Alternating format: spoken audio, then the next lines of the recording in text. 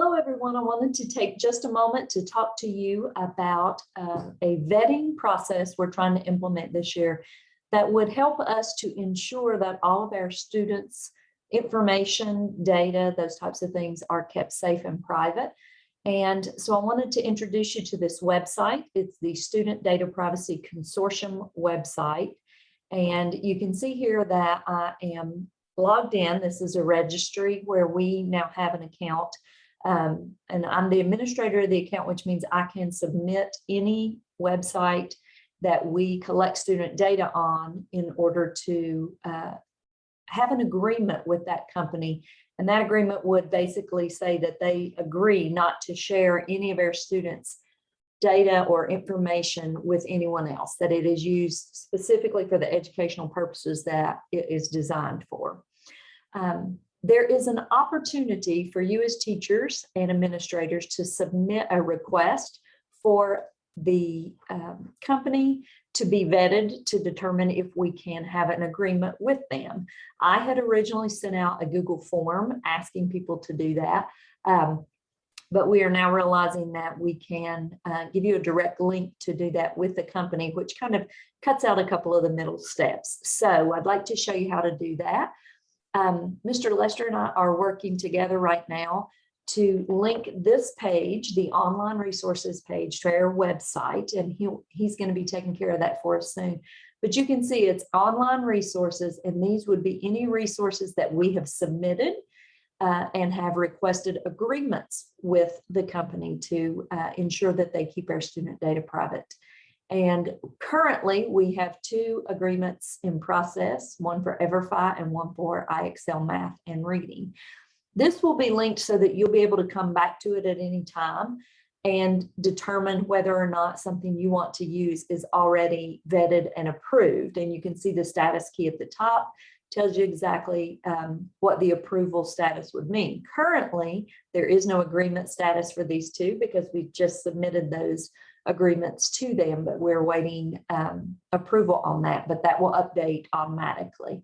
What I'd really like to show you right now is this little area right here where it says request it. If you would like to see a resource, determine if a resource is, if we have an agreement with that company and it is not on this list, which this list will grow as the year goes on, but start here, see if that resource is already on the list. And if it's not, you can simply click the requested link. And I'm going to show you what that looks like. Now, again, I want to point out that this is not yet posted on our website. We're working on that, but I'm trying to get you ready so that when it is, I can send out a quick email, let you know that it's been posted, and you can then begin to request resources yourself. So to request a resource, you click here. The information you are going to need in order to request a resource approval is the vendor name, their website, the contact name, the contact email address, and the contact phone number.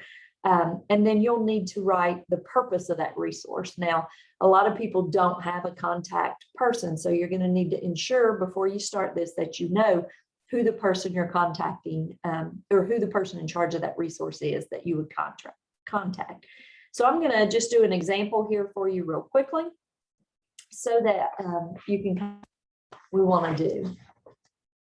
So we are going to do Nearpod because I think many of you use Nearpod. So I would type in Nearpod and then select a resource. Now it's telling me to see if it's already on the list, and it is. You can see there's actually 3 different versions of it here. So I'm going to do the first one there, Nearpod. You just click on that. Yep.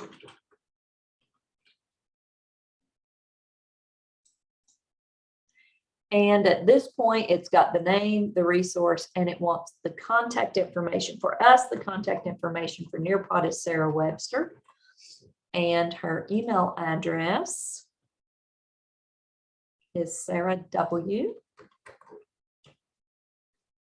at nearpod.com.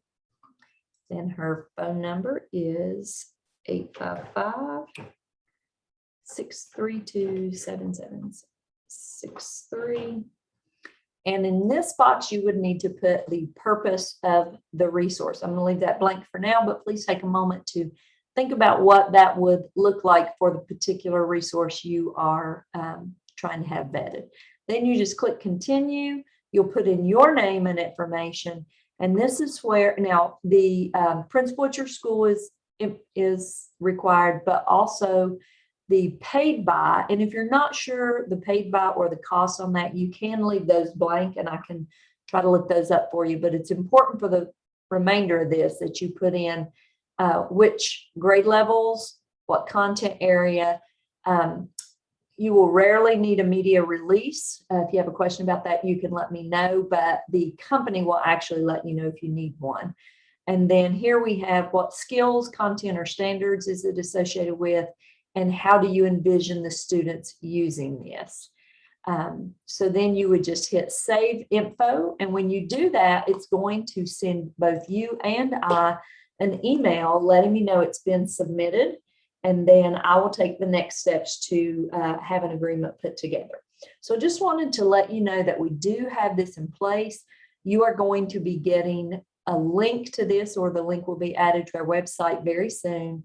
If you want to add a resource, you go right here to request it, complete the information, and then we will be able to submit for an agreement. So hopefully that will help everyone. We'll be using this in place of the Google form that we filled out. If you've already completed the Google form, I will be taking those resources and inputting those for you to the ones that have all the information that I need. So I'll be in touch with you if not. But I just wanted to take a moment and let you know all about that. And if you have any questions, don't hesitate to call.